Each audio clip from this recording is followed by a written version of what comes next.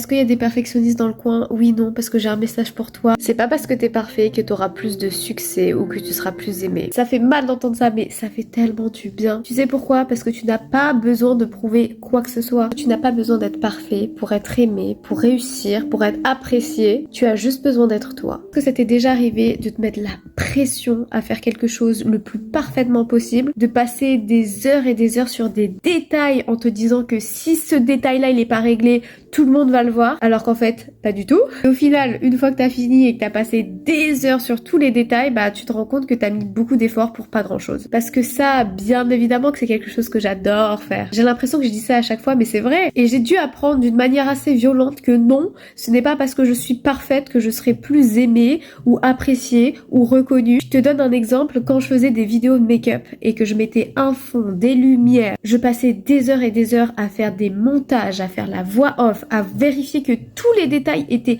parfaitement comme je le voulais. Tout ça pour qu'au final la vidéo fasse quoi? 200 vues. Et là je peux te dire que la frustration...